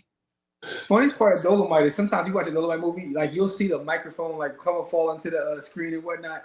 Yeah, it's like, dog, their budget was like so shoestring. It's like we're not even cutting that out. That's a fact. That's a fact. All right, so before we get out of here, we want to talk about this again because we're going back to the essence of the show. What do money arguments start with? All right. You can have the same income, the same expenses, the same bills as your spouse, and still have totally different reactions to money. There could be one spouse who saves every penny, and the other spends just to feel alive. One sees a budget as freedom, the other sees it as control. So when couples fight about money, here's the uncomfortable truth. It's really about the actual dollars. It's about what those dollars represent. In an episode, we had a therapist on, and she told us most money fights are value fights in disguise. And that hit hard because money is never neutral. It's tied to childhood, trauma, culture, expectations, your parents' stress, your community's norms, even your own insecurities. That's a fact. That's a fact. I totally agree with this. And by the way, Kosher Money is a bomb podcast. I would recommend anybody in the village, in the audience, to listen to that podcast. Yeah, I think it's fire. They got a lot of fire episodes. You know, they really get into the psychology of money a lot, and you know, they talk about it from their faith. But it's also interesting to hear that. They hear how some of the listen though, when they go into I'm not laughing at you. Oh, okay. With some of their guests, when they talk about how they were raised, you're like, okay, so this has been like, you know, drilled into you since day one. Pause. Oh, yeah. All right, so this is what I was laughing at, Jim. Oh, yeah, Kamari, I agree with you that James Evans is one of the best fathers on TV, but Florida Evans is one of the worst TV moms. Damn. I think you're right. I do think you're right. I still got Uncle Phil. I mean, I can get why, right? And I think just by this conversation today, based on our upbringings, we can see why you would pick Uncle Phil and why I would pick James Evans. You are a narrative creator, bro. I'm not creating a narrative. Listen. I was on welfare. You were not, right? James Evans was on welfare. Uncle Phil was not on welfare. Yeah, but also didn't grow up in Beverly Hills either, though. But you was in a nice section of Germantown, though, man. I was in Morton, Washington Lane, beloved. That's a nice section. That's nice. It's nice. You know, I was a couple blocks from P&B. Yeah, P&B is a problem, but you know, shout out to me. Kosher Money has been added to my list. All right, Ms. Maui. And I guess you know what, Jim, we should actually do a podcast show of all the stuff we be listening to and share that with everybody. T. Abraham says Kamari does have a point. I'm just saying. I don't know, hey Joy, I don't know why you did that, because now he's going to run with that, you know, forever. But I want to shout out the Youth House, man. It's a nonprofit. I'm actually doing a talk for them tomorrow. They invited your boy to come talk to them about Bitcoin, so I want to shout them out. You know what I'm saying? Because I'll be there tomorrow. You know, blessing them with the bars. Okay. You know, shout out to the Youth House. Jimmy. Yes, sir. You inspire me. I know you. I mean, I figured I'd give you that because I know you're feeling kind of bad. I'm just glad I could be an inspiration, man. Hey, man, you know, you my bro. You my bro. Even though you treat me bad, you still the bro. You know, me and Kelly Rowland got something in common. I don't know what that means, but okay. Because you can't catch these. But listen, I'm over your head, man. I'm like Loaded Lux out here, man. Curtis Payne is the go-to black TV dads. Who is Curtis Payne? Is that from the House of Pain? Who's Curtis Payne? Now I got to look that up. Y'all know I got to go to the Googles every time y'all bring something else. Come on, man. Of course, we got to stick with the Tyler Perry theme. It's really Uncle Phil. Uncle Phil was him, though. Yeah. Uncle Phil had a strong moral compass. Uncle Phil was a provider. See, there you go. Everything we talk about. Listen, Uncle Phil was a goat. You can't take nothing away from Uncle Phil. Uncle Phil And switched his Uncle wife. Phil was born to put people through the wall too, just like James Evans. So gotta give him the smoke. Yeah. I ain't mad at that. I'm not mad at that. All right, but before we go, Jim, what would you say, right? What advice would you give to people when it comes to folks arguing with their folks So about money? the advice I have is going to be similar to the kind of the talk we're going to have with the kids this week. This week in the camp, by the way, for those who coming and maybe not know, the topic will be about setting plans, budgeting, and we're going to go over how banks work. That's kind of what we're going to talk about this week. One of the things, banks. Banks, okay. But one of the things about that conversation is truly about being honest. Because when we talk about setting goals and doing budgets and things like that, a lot of times people aren't honest. And when we talk about the trauma of money and the idea of building with someone else and sharing that, when you bring your trauma to a relationship, it can be problematic. So you're gonna have to be honest about your values and your systems. Like, how do you actually feel about money? We talked about this before, though, right? When you get into a relationship with someone and you see that this relationship has a real relationship, y'all, not a $40 holler. No, not a real relationship. Yeah, real relationship. Not a date, but a relationship. The question always becomes like, how soon do you bring the money conversations up? And it's funny, I was online, I saw some girl was complaining. She was saying that she was having trouble. She was attractive young lady and all that. She did well for herself. She said that she asked guys on the first date about money, and it turns a lot of them off. And she was like, I am not playing out here, so I'm going to be straight up with it. I was like, she was mad aggressive with it, but I kind of understand. You know what I mean? Like, when do you start to have those conversations? And are you being honest in those conversations? Kamar, you're a married man. But if you wasn't a married man and you was still out here, dating and whatnot, how soon would you bring it up? Would you bring it up on a first date? I could. I mean, I've always been a money nerd. So I don't have a problem with it. I think it's weird that more people don't talk about money. I think it's weird that many people think money is taboo, right? Why not talk about money? We need money for everything. So if she don't answer you right on the first date, you gonna pop your balloon? No, come on, man. No, it's not about answering right, because I believe if you can talk about a thing and really communicate about a thing and get an understanding about a thing, you can work together. Many folks don't. All right, so Ann says, Uncle Phil left the chocolate queen for a yellow queen. Never forget. Oh, wow. Wow. All right, Arnold asks, is the camp only for youth? So, Arnold, we have 5 and up, but we have everybody in between 5 and up to 50 years old. So anybody can come. I got an email from someone, too. I don't know if it's Arnold, but I got an email from someone asking about that. I got to respond to them. I'm glad you said that. Let me write that in my But it's specifically geared towards the youth, right? But we do encourage parents to come. If you want to learn about money, we also encourage you to come as well. Now, I know Jimmy shared some of the compliments that we got. A lot of people said they hadn't learned about money. And they were full-grown adults with jobs, big jobs, doing their big thing. And they didn't know about some of the concepts that Jimmy and Corey were talking about. So again, just because it's for the youth don't mean adults can't learn, because they can learn. Yes. All right, Anthony says, I remember when Uncle Phil jumped down on the police who arrested Will and Carlton, he became top tier.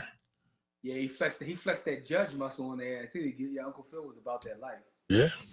Yes, he was. Shout out to new Uncle Phil too. New Uncle Phil is kind of dope too. So I haven't gotten to that. I haven't gotten to the new one. The new what is it? Listen, I know you're gonna love that, and you're gonna have one of those moments. You know how on social media sometimes like you'll watch something and you're late to it, so you're going crazy about it on social media, and everybody's sitting there, you're like, dude, this is like 3 years old. You're gonna have one of those moments. That's fine. Fine. All right, so Jimmy, you got anything else before we wrap up tonight? No, man. Listen, man. Friday we'll be here 7 p.m. I mean, probably a little bit late because Kamari's always late. But Friday we'll be here. Saturday is camp. Sunday at 10 a.m. we got the free class. Like, so the rest of our week is busy. Like, you know what I'm saying? Friday 7 p.m. we live. Oh wow. Good. Okay. I do remember meeting you at the. Okay, that's what's up. I'm glad you checked in with us. All right. All right, so he said he's a 260. That means he's part of the Central cult, y'all. But shout out to you, Ronald. Shout out to Amari you. because he didn't go to Central, man. Listen, I went to high school. I didn't go to Central. I'm sorry. Oh, like I tell you, I went to Central. You went to high school. It's a difference. All right, did you see the clip we just played though? Highlighting Tracy. Yo, it's funny because a clip from Central went viral. At least in Philadelphia, it went viral this week. Oh, Enes? Not that one. Not Oh, that another one? Which one did I miss? Someone had footage from back in '96 at the high school, and someone had a video recorder. And it's funny because that clip got sent to me, no lie, more than 50 times. Yo, you see this, you see this, you see this. But it's funny, like looking back, and I had forgot until that moment that DJ Drama went to Central too. I forgot he was there when I was there. Yeah, you told me that before. I didn't know that. I had forgot because DJ Drama was there, Ness was there, Cassidy was there. I was like, damn, I forgot they all was there at the same time. Central has a history. I mean, listen, Jeff went there, so you know. All right. I didn't know that you told me that he didn't finish there, but he must have. I didn't know that. I mean, the Central parties were legendary back in the 80s. So yeah, I remember the parties, but I didn't know that he went there as a student. Anyway. All right, Anthony says new Uncle Phil is too, but the new Joffrey is like James Brown. He's too smooth. Okay. Yeah, the new Jeffrey is a gangster, dog. All right. Arnold says Tracy and I grew up in 3 Germantown boys clubs. Okay. Oh, that's dope. Yo, dope. About Tracy though, bro. And I used to joke with her about this. Tracy was involved in everything. She was, and she knew everybody. Club, like I'm like, yo, where do you find hours at for this? She was special. She was special. But as we get out of here, I want to play this because Arnold said he didn't see this. So one more time, but we will see you all on Friday, yo. So we're gonna end with this. Listen, I ain't gonna tell y'all Timmy got 8 octaves. Damn it, I messed it up. And he really can sing. 8 octave voice, I keep telling him, but no. Talisha, I will start it over. Listen, I ain't gonna tell y'all Timmy got 8 octaves. And he really can sing. 8 octave voice, I keep telling him, but no. Talisha, huh? Jeffrey I have never been so loved. I said, yo. All right, y'all. Appreciate y'all. We will see y'all on Friday. Y'all have a great week. Y'all be great. See y'all soon. Love y'all much. Black Queens forever.